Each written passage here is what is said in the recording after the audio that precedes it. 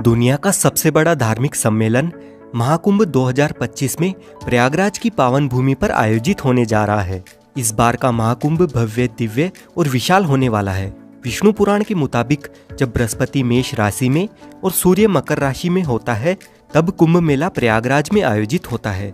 कुंभ मेला हिंदू धर्म का एक प्रमुख धार्मिक पर्व है जो हर 12 साल में आयोजित किया जाता है। महाकुंभ 13 जनवरी 2025 से 26 फरवरी 2025 तक प्रयागराज में होगा। इस भव्य और दिव्य महाकुंभ में लगभग 40 करोड़ से ज्यादा श्रद्धालुओं के आने की संभावना है। हिंदू मान्यताओं के अनुसार कुंभ में शाही स्नान करने से समस्त पापों का नाश होता है और व्यक्ति को मोक्ष की प्राप्ति होती है। कुंभ के दौरान विशेष रूप से पवित्र नदियों में स्नान करने से आत्मा शुद्ध होती है। शाही स्नान कुंभ मेले की मुख्य विशेषता है। यह स्नान साधु संत, महात्मा, अन्य तीर्थ यात्रियों के लिए एक विशेष अवसर होता है। कुंभ मेले के शाही स्नान को पुण्य स्नान भी माना जाता है, क्योंकि इसे करने से व्यक्ति को पुण्य की प्राप्ति होती है। यह एक प्रकार का भक्ति और समर्पण है, जहाँ व्यक्ति अपने जीवन के सभी दुख और कठिनाइयों को भगवान के चरणों में समर्पित करता है और आशीर्वाद प्राप्त करने का प्रयास करता है। कुंभ मेले का शाही स्नान न केवल एक धार्मिक अनुष्ठान है, बल्कि यह भारतीय संस्कृति, परंपरा और आस्था का एक सुंदर उदाहरण है। प्रयागराज में लगने वाले महाकुंभ का महत्व सबसे ज्यादा इसीलिए है क्योंकि प्रयागराज सबसे प्राचीन शहरों में से एक है और यहाँ विशेष रूप से 3 नदियों का त्रिवेणी संगम है। माँ गंगा, यमुना और अदृश्य माँ सरस्वती के संगम यानी मिलन बिंदु को त्रिवेणी संगम के नाम से जाना जाता है और इसी पवित्र त्रिवेणी संगम पर स्थित होने की वजह से इस स्थान को प्रयागराज कहा जाता है। पौराणिक ग्रंथों के अनुसार प्रयागराज तीर्थराज है, यानी सभी तीर्थों का राजा। प्रयागराज में प्रतिवर्ष माघ मेला, हर 6 वर्ष में अर्ध कुंभ मेला और हर 12 साल में महाकुंभ का आयोजन होता है। तो दोस्तों, अगर आप भी 2025 के महाकुंभ में आना चाहते हैं तो आपको इस वीडियो में महाकुंभ के बारे में संपूर्ण जानकारी मिलेगी। जैसे आप प्रयागराज महाकुंभ 2025 में कैसे आ सकते हैं, महाकुंभ में रहने की और खाने पीने की क्या क्या सुविधा उपलब्ध रहेगी, एकदम सस्ते में आप कहां पर रुक सकते हैं और टेंट बुकिंग कैसे कर सकते हैं। साथ ही महाकुंभ के अलावा प्रयागराज में आप एक दिन में कहां पर घूम सकते हैं, शाही स्नान की तिथियां कौन सी है और महाकुंभ में घूमने का कितना खर्चा आएगा, ऐसी कंप्लीट इन्फॉर्मेशन आपको इस वीडियो में मिलेगी।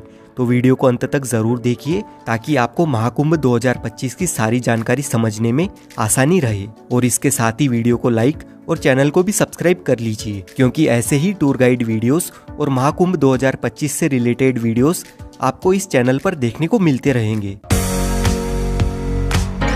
इस बार का ये महाकुंभ 45 दिन तक चलने वाला है, यानी कि हर दिन यहाँ पर आपको 3 से 4 करोड़ लोग देखने को मिल सकते हैं। और इतने सारे श्रद्धालुओं के लिए महाकुंभ मेला क्षेत्र को 25 अलग अलग सेक्टर्स में बांटा गया है और इतने सारे लोग एक ही जगह पर गंगा स्नान तो नहीं कर पाएंगे, इसलिए 7 पक्के स्नान घाट भी बनाए गए हैं। और साथ ही कुंभ मेले का क्षेत्रफल 3200 हेक्टेयर से बढ़ाकर 4000 हेक्टेयर किया गया है, जहाँ पर कल्पवासियों के लिए तंबू बने हुए हैं और यहाँ पर मेले के दौरान कई कथावाचक मौजूद होंगे जो कि कथा करेंगे।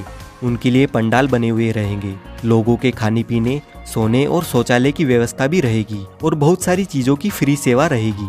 अगर अभी भी आपको लग रहा है कि यह कोई छोटा मोटा कुंभ है, तो आप इसका अंदाजा इस बात से लगा सकते हैं कि इस महाकुंभ को हैंडल करने के लिए यानी सिक्योरिटी देने के लिए 37,611 पुलिसकर्मी रहेंगे और इस पूरे संगम को साफ सुथरा रखने के लिए 22,000 से ज्यादा सुरक्षा कर्मचारी होंगे। इसके अलावा कई एनजीओ अपनी सेवा प्रदान करेंगे और इस पार से उस पार आने जाने के लिए गंगा यमुना की जलधारा पर 30 पीपा पुल का निर्माण हुआ है, जिसे पांटुल पुल कहा जाता है। यह मेला न केवल भारत के लिए बल्कि विदेशों से आने वाले लोगों के लिए भी एक महत्वपूर्ण अवसर है। ऐसे में प्रशासन ने इस भव्य आयोजन को सफल और सुरक्षित बनाने के लिए व्यापक तैयारियां की है। मेले में आने वाले श्रद्धालुओं के लिए यात्रा की व्यवस्था को सुचारू बनाने के लिए अलग अलग रास्ते निर्धारित किए गए हैं। प्रयागराज शहर के चारों ओर यातायात का प्रबंधन इस तरह से किया गया है कि लोगों को किसी भी तरह की समस्या का सामना नहीं करना पड़ेगा। प्रशासन ने शहर के अलग अलग हिस्सों में पार्किंग की व्यवस्था भी की है ताकि श्रद्धालु अपनी गाड़ियों को सुरक्षित स्थान पर रख सके। विशेष रूप से पीक डेज यानी शाही स्नान वाले दिनों में जब सबसे ज्यादा भीड़ रहेगी, तब श्रद्धालुओं को केवल 1 से 5 किलोमीटर तक पैदल चलना होगा और बाकी अन्य दिनों में आपको सिर्फ 1 किलोमीटर से ज्यादा पैदल नहीं चलना पड़ेगा। और सिर्फ महाकुंभ में आने वाले लोगों के लिए पूरे देश भर से 3000 से स्पेशल ट्रेन सहित 13000 से ज्यादा ट्रेन चलाई जाएगी और ट्रेन के साथ ही प्रयागराज में 7,000 बस भी महाकुंभ के लिए चलेगी। इससे कुंभ में आने जाने के लिए आपको कोई भी समस्या नहीं आएगी। अब बात कर लेते हैं प्रयागराज कैसे पहुंचा जाए। देखिए, प्रयागराज में काफी सारे रेलवे स्टेशंस बने हुए हैं, जैसे Prayagraj junction, Prayagraj Rambagh, Prayag Sangam, Naini junction, Prayag Chheoki junction, Daraganj, Subedarganj, Bamrauli, Phaphamau junction और झूसी। अगर आपके यहाँ से इन रेलवे स्टेशंस तक ट्रेन आती है तो आप इनमें से कहीं पर भी आ सकते हैं, जो कि त्रिवेणी संगम से 7 से 8 किलोमीटर के डिस्टेंस पर ही है। वैसे सबसे नज़दीकी रेलवे स्टेशन की अगर हम बात करें तो प्रयागराज जंक्शन, प्रयागराज छिवकी, प्रयागराज रामबाग और प्रयागराज संगम ये नज़दीकी रेलवे स्टेशन है। प्रयागराज के लिए इंडिया के सभी मुख्य रेलवे स्टेशनों से रेल कनेक्टिविटी इजीली अवेलेबल है, तो आप बाय ट्रेन यहाँ तक आसानी से पहुँच सकते हैं। रेलवे स्टेशन तक आने के बाद संगम तक पहुँचने के लिए आपको रेलवे स्टेशन के बाहर से ही 20 रुपए के चार्ज पर शेयरिंग ई रिक्शा मिल जाएगा। प्रयागराज पहुँचने के बाद सबसे ज़रूरी बात रहती है यहाँ पर रहने की क्या सुविधा है और टेंट बुकिंग कैसे करें। तो अगर आप टेंट बुकिंग करना चाहते हैं तो आप ऑनलाइन इन 6 में से किसी भी एक वेबसाइट पर जाकर बुकिंग कर सकते हैं। सिर्फ इन 6 कंपनियों को ही यूपी सरकार की ओर से महाकुंभ में टेंट लगाने का टेंडर मिला है, तो आप गूगल पर किसी भी अन्य वेबसाइट से टेंट बुक ना करें। इसके अलावा आप अपनी सुविधा के अनुसार IRCTC के टेंट भी बुक कर सकते हैं। इन टेंट सिटी में टेंट बुकिंग के लिए आपको एक से बढ़कर एक पैकेज मिल जाएंगे। अगर आपका बजट अच्छा खासा है तो आप कोई भी पैकेज सिलेक्ट कर सकते हैं, जिसमें आपको रेलवे स्टेशन से या एयरपोर्ट से पिकअप और ड्रॉप की फैसिलिटीज़ के साथ ही लंच डिनर तक की फैसिलिटीज़ भी मिल जाती है। लेकिन इन टेंट के चार्जेस की शुरुआत एक दिन के लिए 10,000 रुपये से लेकर 80-90 हज़ार रुपये तक है, जिनमें सेमी डिलक्स, डिलक्स और लग्जरी डिलक्स कॉटेजेस शामिल है। और वहीं डॉर्मेट्री के लिए 1500 रुपये पर पर्सन के चार्जेस हैं, सिर्फ एक दिन के लिए। अधिक जानकारी के लिए आप कुंभ की इस ऑफिशियल वेबसाइट पर जाकर चेक कर लीजिए। वहीं अगर आप होटल में रुकने का प्लान बनाते हैं तो गूगल पर अलग अलग वेबसाइट है, जहां से आप ऑनलाइन होटल बुकिंग भी कर सकते हैं। अगर आपका बजट टेंट या महंगी होटल बुक करने का नहीं है तो प्रयागराज में काफ़ी सारी सस्ती और अच्छी धर्मशालाएं भी बनी हुई है। इनमें भी आप अपने रहने की सुविधा का बंदोबस्त कर सकते हैं, और ये धर्मशालाएं संगम के नज़दीक में ही स्थित है, तो आपको और भी सुविधा मिल जाएगी। और अगर आपका बजट बिल्कुल भी नहीं है या आपको रूम अवेलेबल नहीं मिलता है तो आप बिल्कुल भी निराश ना रहे। यहाँ पर प्रशासन की ओर से महाकुंभ में अलग अलग जगहों पर रेन बसेरा शिविर की सुविधा भी उपलब्ध रहती है, जहाँ पर आप सिर्फ अपना आधार कार्ड दिखा करके बिल्कुल निःशुल्क फ्री में आराम से रह सकते हैं। और अगर आप मेला परिसर में टेंट में रहना चाहते हैं और कल्पवास करना चाहते हैं तो आप यहाँ डायरेक्ट पहुँचकर किसी पंडित से जिन्होंने यहाँ पर टेंट लगाया है उनसे बात कर सकते हैं, और जो भी वह अमाउंट मांगेंगे अगर आपके बजट में हो तो आप उस हिसाब से अपना बंदोबस्त कर सकते हैं। बस आप कोशिश करें कि संगम के आसपास ही टेंट बुकिंग करें या होटल बुकिंग करें। और अगर त्रिवेणी संगम के पास आपकी टेंट बुकिंग नहीं हो पाती है तो आप होटल सिर्फ रामबाग या रेलवे स्टेशन रोड पर ही लेना, क्योंकि जितनी भी टूरिस्ट प्लेसेस है वो सभी रामबाग से 2 से 4 किलोमीटर के डिस्टेंस पर ही स्थित है, और यहाँ पर आपको सिर्फ 1000 से 2000 रुपए तक बढ़िया होटल मिल जाएगा। अब कुंभ मेले की महत्वपूर्ण तिथियों की बात करें तो 2025 में होने वाले महाकुंभ का आयोजन अत्यधिक भव्य और ऐतिहासिक होने वाला है। महाकुंभ जो भारत का सबसे बड़ा धार्मिक आयोजन माना जाता है, जिसमें करोड़ों श्रद्धालु देश विदेश से स्नान करने आते हैं और मोक्ष तथा पुण्य की डुबकी लगाते हैं। इस महापर्व में आस्था की डुबकी लगाने का हर एक स्नान विशेष महत्व रखता है, क्योंकि इन्हें धार्मिक दृष्टिकोण से बहुत ही पवित्र और लाभकारी माना गया है। जैसा कि हम सभी जानते हैं, महाकुंभ में स्नान की तिथियां ज्योतिष्य और धार्मिक मान्यताओं के आधार पर तय की जाती है, और हर एक स्नान के पीछे एक धार्मिक मान्यता जुड़ी हुई है। पौष पूर्णिमा 13 जनवरी 2025 को महाकुंभ का आगाज होगा। अगले दिन मकर संक्रांति 14 जनवरी 2025 को होने वाला यह स्नान महाकुंभ का पहला प्रमुख स्नान माना जाता है। इस दिन गंगा, यमुना और सरस्वती के संगम में स्नान करना अत्यधिक पुण्यकारी होगा। फिर मौनी अमावस्या यानी 29 जनवरी 2025 को महाकुंभ का सबसे महत्वपूर्ण स्नान है। इस दिन गंगा, यमुना और सरस्वती के संगम में स्नान करना अत्यधिक पुण्यकारी होगा, जब सबसे ज्यादा श्रद्धालु पवित्र संगम में डुबकी लगाते हैं। और मौन रहकर इस दिन स्नान करने से कहते हैं कि मानसिक शांति और मोक्ष की प्राप्ति होती है। उसके बाद 3 फरवरी 2025 को होगा बसंत पंचमी का दिन, और इस दिन का स्नान खास तौर पर ज्ञान और बुद्धि की देवी माँ सरस्वती को समर्पित होता है। वहीं माघ पूर्णिमा 12 फरवरी 2025 के दिन संगम में स्नान करने पर व्यक्ति को जीवन में पूर्णता और शांति की प्राप्ति मिलने वाली है।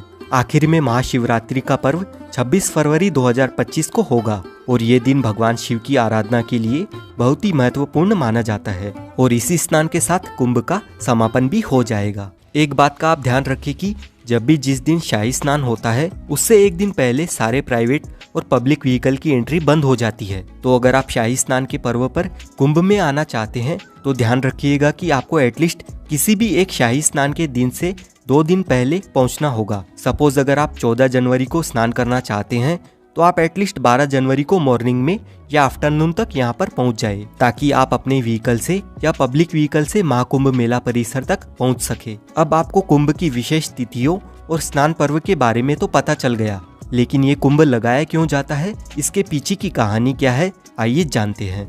हमारे देश की आबादी इस समय 140 करोड़ है, लेकिन जरा अंदाजा लगाइए कि आज से 200 साल पहले कितने लोग कुंभ में आते थे। साल 1796 के कुंभ मेले में 25 लाख लोगों ने संगम में डुबकी लगाई थी। उस समय इलाहाबाद पर अंग्रेजों का कब्जा था और इस मेले में आई भीड़ को देखने के बाद अंग्रेजों ने प्रयागराज में डुबकी लगाने पर टैक्स लगा दिया था। ईस्ट इंडिया कंपनी के रिकॉर्ड में हमें पता चलता है कि साल 1806 में कंपनी ने हर व्यक्ति पर 1 रुपए का टैक्स लगा दिया था और उस समय 1 रुपए में एक आदमी के पूरे महीने का जीने का खर्चा चल जाता था। पौराणिक कथाओं के अनुसार ऐसा माना जाता है कि ऋषि दुर्वासा ने सभी देवी देवताओं को श्राप दे दिया था। इससे देवताओं की शक्तियां चली गई। देवताओं की कमजोरी का फायदा उठाकर राक्षसों ने स्वर्गलोक पर कब्जा कर लिया। फिर जब ब्रह्मा जी के पास देवताओं ने मदद की गुहार लगाई तो ब्रह्मा जी ने अमृत पान करके अपनी शक्तियों को वापस पाने की सलाह दी, लेकिन यह काम करने में मुश्किल यह थी कि उसे पाने के लिए देवताओं को राक्षसों की मदद लेनी थी। फिर देवताओं ने भी यही किया।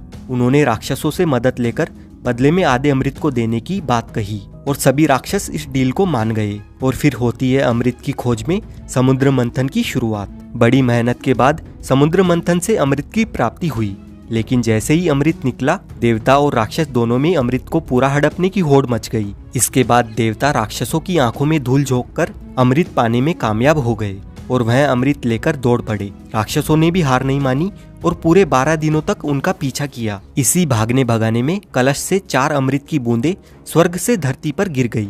माना जाता है कि यह बूंदें हरिद्वार की गंगा नदी, प्रयागराज में त्रिवेणी संगम, उज्जैन में शिप्रा नदी और नासिक में गोदावरी नदी में गिरी थी। अब ये 4 बूंदें जहाँ जहाँ पर गिरी आज वहीं पर कुंभ मनाया जाता है। और हर 12 साल के अंतराल में कुंभ मनाने के पीछे की कहानी यह है कि पौराणिक ग्रंथों में कहा जाता है कि देवताओं के 12 दिनों का अर्थ है मानव के 12 साल। इसीलिए हर साल 12 और 3 साल के अंतराल पर चारों स्थानों पर कुंभ मेले का आयोजन होता है। और ऐसा कहा जाता है कि एस्ट्रोलॉजिकल कैलकुलेशन के बाद जब कुंभ मेले का समय आता है तो यह नदियां वही अमृत का रूप धारण करती है, जिनमें नहाने से लोगों के सभी पाप हमेशा हमेशा के लिए धुल जाते हैं और उन्हें मुक्ति मिल जाती है। अब हम जानते हैं प्रयागराज की कौन कौन सी जगह घूमने लायक है। सबसे पहले आपको संगम स्नान करना है, जिसके लिए नाव में बैठकर आपको त्रिवेणी संगम तक जाना होता है। त्रिवेणी संगम में आप गंगा नदी और यमुना नदी को मिलते हुए अच्छे से देख सकते हैं, लेकिन सरस्वती नदी अदृश्य है तो वो हमें दिखाई नहीं देती है।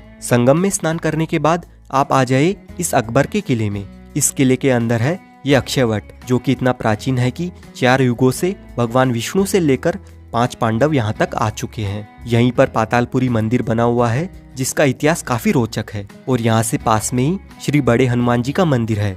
इस मंदिर में हनुमान जी लेटी हुई मुद्रा में अपने भक्तों को दर्शन देते हैं और इस मंदिर का इतिहास भी काफी प्राचीन है। लेटे हुए हनुमान जी के दर्शन करने के बाद यहाँ से 200 मीटर दूर आप आ जाइए आदिशंकर विमान मंडपम मंदिर में। ये मंदिर प्रयागराज का प्रसिद्ध मंदिर है। द्रविड़ संस्कृति में मंडप यानी मंदिर का प्रवेश द्वार होता है, जो कि स्तंभों पर टिका होता है। जैसे ये मंदिर 16 खंभों पर टिका हुआ है और मंदिर के ऊपर का गुंबद विमान कहलाता है, इसीलिए इस मंदिर का नाम है आदिशंकर विमान मंडपम। और इस मंदिर में हमें काफी सारे देवी देवताओं के दर्शन मिलते हैं। संगम पर सभी मुख्य प्लेसेस घूमने के बाद आप आ जाइए अलोपी देवी मंदिर में। माँ अलोपी देवी मंदिर 51 शक्तिपीठों में से एक है और यहाँ पर माता सती के दाहिने हाथ का पंजा कटकर गिरा था। यहाँ से अब हम जाएंगे भारद्वाज पार्क और उनके आश्रम में।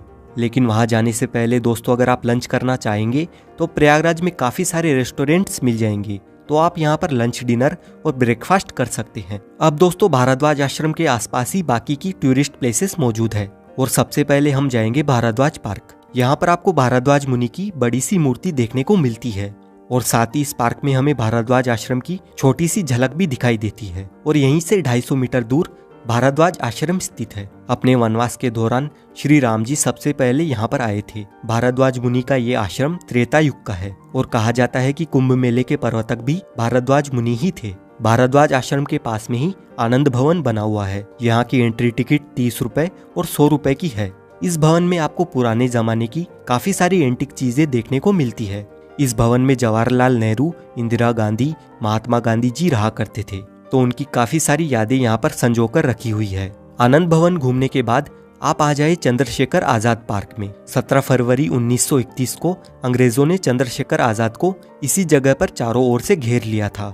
फिर चंद्रशेखर जी ने अपनी पिस्तौल में बची आखिरी गोली अपने आप को ही मार ली थी। चंद्रशेखर आजाद पार्क के सामने पंडित जी की चाट पर कुल्हड़ वाला दही बल्ला, कचौरी, समोसा काफी फेमस है, तो आप यहाँ पर नाश्ता पानी भी कर सकते हैं। उसके बाद आप आ जाए प्राचीन वेणी माधव मंदिर में। त्रिवेणी संगम की रक्षा करने के लिए भगवान विष्णु खुद यहाँ पर विराजमान हुए थे। अब हम आ गए हैं नागवासुकी मंदिर में। इस मंदिर का इतिहास भी काफी दिलचस्प है और ये मंदिर कुंभ मेले से जुड़ा हुआ है। यानी ये वही नागवासुकी जी का मंदिर है जो समुद्र मंथन के समय रस्सी की जगह पर खुद थे। आप महाकुंभ मेला घूमकर इन सभी जगहों पर भी एक दिन में घूम सकते हैं और प्रयागराज की सभी टूरिस्ट प्लेसेस देखने के लिए आप ये वाला वीडियो देख सकते हैं। और महाकुंभ से रिलेटेड आपका जो भी सवाल है आप कमेंट करके पूछ सकते हैं। साथ ही वीडियो अच्छा लगा है तो वीडियो को लाइक और शेयर जरूर करें।